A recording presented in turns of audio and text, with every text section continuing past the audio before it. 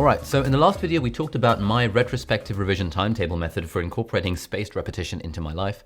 But a few weeks ago I was chatting to my friend Simon Clark. We were doing a collab video on YouTube, and he mentioned his method of doing this, which is called the Spaced Repetition Journal or Spaced Repetition Diary.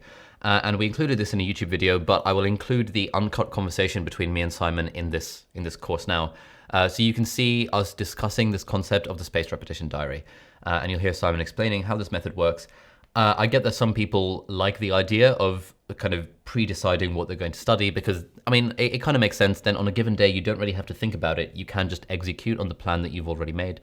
And I think Simon's method is a good way of building a revision timetable, but based on kind of the principle of spaced repetition rather than kind of doing it randomly like I used to do when I was in school.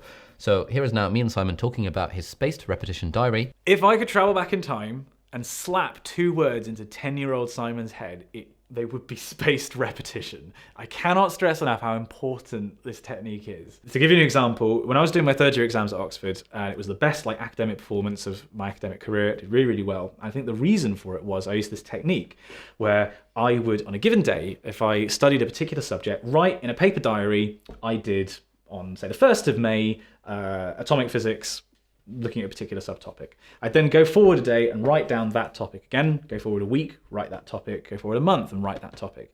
And then as you went through your revision, you gradually populated this diary with the revision that you needed to go back and look at on a given day. So you get to say, I don't know, May 14th, and you would say, right, well, I now need to revise this part of atomic physics, this part of general relativity, this part of subatomic physics, and you would have a ready-made checklist of stuff to go over again, as well as the stuff that you had to look forward to in your revision plan.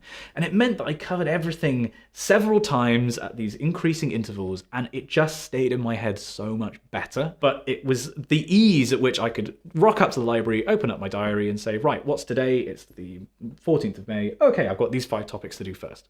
Let's go. And it just made life so much easier. And I did so much better because of it. All right, so that was Simon Clark's prospective spaced repetition diary / journal thing.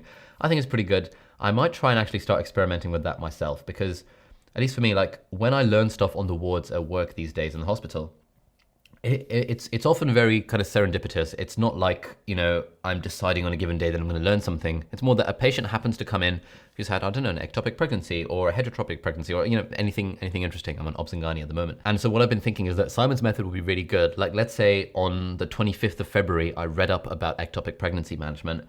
Then if there were a way that I could add it to my calendar so that I would read up on it a week later and it would remind me to look up ectopic pregnancy, and then a month later it would remind me to look up ectopic pregnancy, I think that would be a very effective way for me personally to sort of ad hoc use the power of spaced repetition and active recall to kind of retain memory of stuff that I've learned on the wards. Because I'll be honest, when I'm not in exam preparation mode, I don't really use a lot of these efficient study and learning techniques, even though I really should.